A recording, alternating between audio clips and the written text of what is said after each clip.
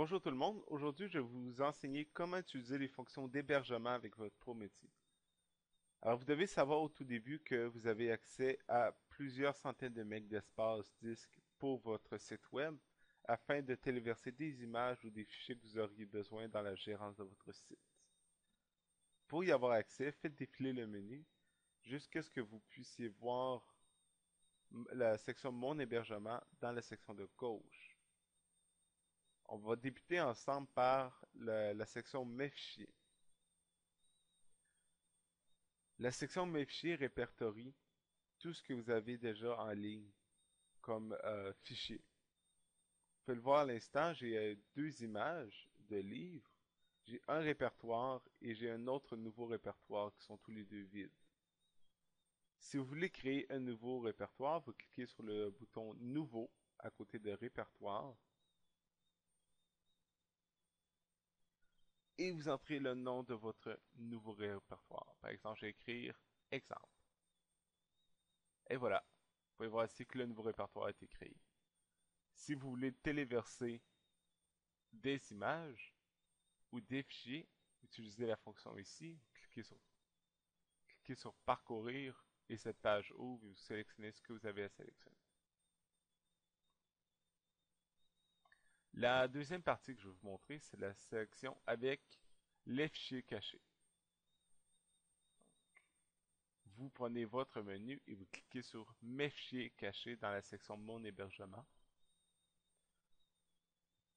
Dans les fichiers cachés, c'est un endroit où vous pouvez mettre des statistiques que vous voudriez seulement mettre disponibles à certaines personnes qui ont le droit de le voir. Donc, vous pouvez sélectionner le poste pour donner la permission de manipuler ces documents. Mais dans tous les cas, ces documents seront cachés à la vaste majorité des gens. Le système d'utilisation est exactement le même. Vous pouvez créer des nouveaux fichiers ou des nouveaux dossiers ou les renommer. Vous pouvez aussi téléverser vos fichiers, vous donnez une description, vous dites quel poste a le droit de voir ce dossier ou ces fichiers et vous cliquez sur Téléverser. La troisième partie que je vais vous montrer est la section sur le compte FTP. Pour ceux qui ne sont pas au courant, un compte FTP vous permet de téléverser à distance plusieurs fichiers plus rapidement, plus automatiquement que ce que vous avez accès en ligne. Vous avez, avec votre compte FTP, accès à un très vaste espace disque. Et pour vous connecter, vous entrez l'adresse ftp.prometi.net. Pour ce qui est du mot de passe, c'est exactement le même que vous utilisez quand vous vous connectez à Prometi. Si par contre vous voulez le changer, vous pouvez le changer à cet endroit-ci. Pour ceux qui ne connaissent pas le système, vous pourriez par exemple utiliser un logiciel tel que QtFTP qui est disponible pour Mac et Windows. La quatrième partie que je vais vous montrer est l'utilisation de votre base de données MySQL. Une base de données MySQL vous permet d'enregistrer des informations, par exemple sur vos utilisateurs ou sur des données spécifiques à votre boutique, à votre commerce. Pour ajouter une nouvelle base de données, vous cliquez sur le lien Ajouter une base de données. Vous entrez le nom. Par exemple, je vais l'appeler celle-ci. Exemple Prometi. Et vous cliquez sur Ajouter. Voilà, la base de données a été créée avec succès. Pour vous connecter à votre base de données, le nom d'utilisateur et le mot de passe sont vos pseudos et le mot de passe, donc les mêmes qu'à l'habitude, et le serveur est localhost. La dernière partie que je vais vous montrer se trouve à être l'utilisation d'un blog WordPress.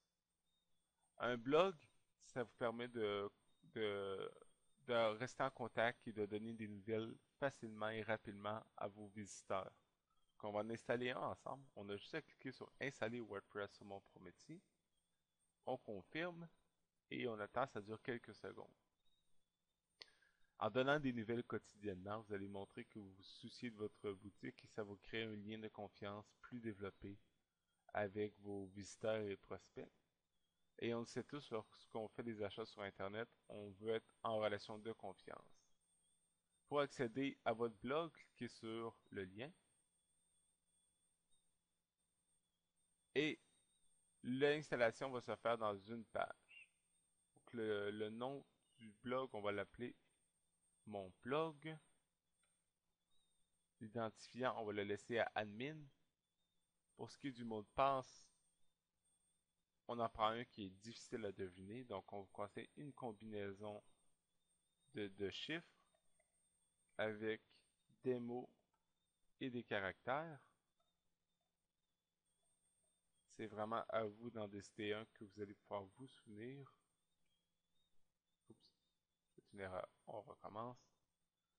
Donc c'est important d'en prendre un que vous allez pouvoir vous souvenir sans vous tromper. Sinon, vous aurez des problèmes le jour que vous devrez administrer votre blog. Et voilà, une fois que c'est fait, vous cliquez sur le bouton Installer WordPress. Et voilà, c'est fait. Donc, vous avez juste à vous connecter en cliquant sur Se connecter et vous pourrez administrer votre blog.